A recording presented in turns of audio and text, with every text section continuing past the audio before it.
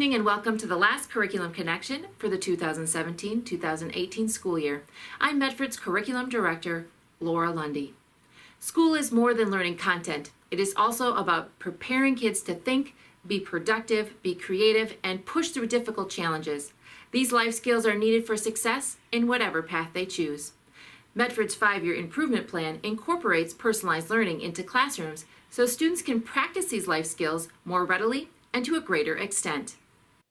Personalization allows kids more voice and choice in when, what, and how they learn. Middle school English teacher Lynn Coyer explains. In my class right now, they have a contract where they have certain things they have to do, but due to their skill, which we've already tested and assessed, we can judge what you need to work on first because you need more time, what you maybe can save to the end because you don't need as much time.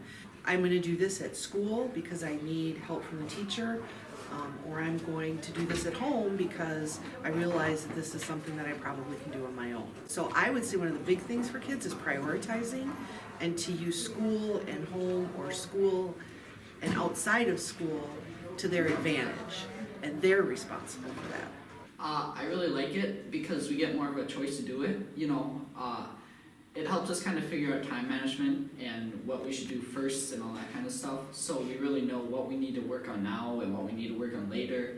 But we still have flexibility for other classes. If we need to do something else really bad, then we can work on that and then make up the rest of it some other time later.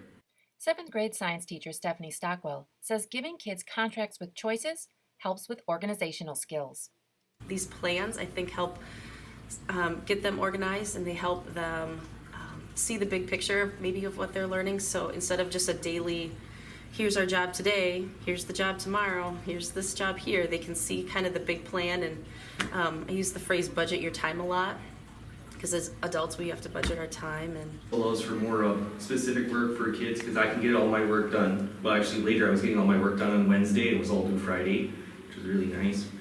So you can give more advanced work to different kids and actually give more progression, so it's not just doing something that they don't need. Due to its structure, lower grades such as 4th, 5th, and 6th grade are using a team approach to personalized learning. So for our reading and ELA seminars, we each take, each week we teach 3 different things within reading and ELA.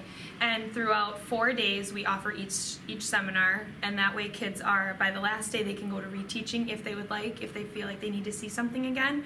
And then they can kind of prioritize, okay, I'm not the strongest writer, so I'm going to do that at the beginning of the week, or I'm really good at grammar, so that might be at the end of the week. And throughout there we also offer a work time, so they have time with one of the ELA teachers to ask questions as well. Some of the students' choices are based on pre-assessment scores to teach kids what they know and what they don't know so they can make better choices. If they get a certain score, then let's say for spelling, then they have a different word list, a more difficult one, so they work on that all week. And if they didn't do as well, they get a on-level word list or a below-level word list, depending.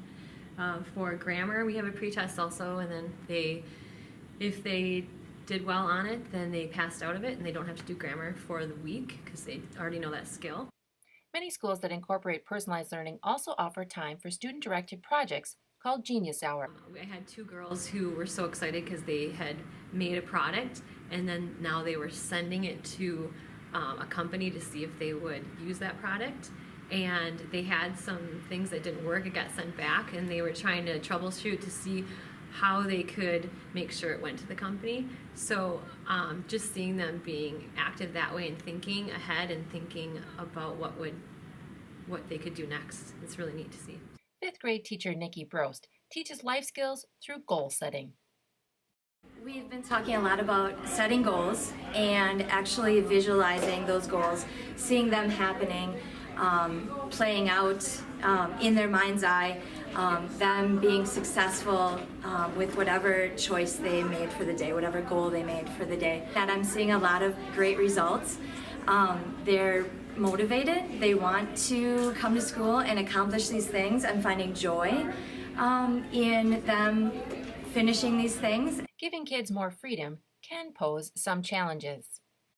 Some of the things that are tricky still are managing numbers of students. So I have about 125 kids, and some of them do great with this, and some of them are, maybe not quite learning how to budget the time yet. And so finding ways to use technology to keep track of what they're learning. I want to make sure that they're making progress.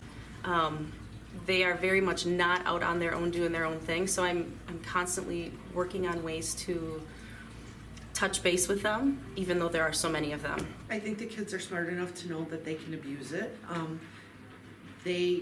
You have to reel them, you always constantly are reeling them back in, but it's amazing to me how the year has progressed. Because we started, it felt like I was always reeling them back in, and as they've learned the skills and techniques to learn on their own, it's a few that you have to reel back in, and there's a bunch that they just fly. Giving kids more choice in their education teaches skills kids need for life. Yeah, I think you're like getting taught like how to like get your work done on time. Like if like when you get a job, you have to get your work done on time, or else you might get fired. For Curriculum Connection, I'm Laura Lundy.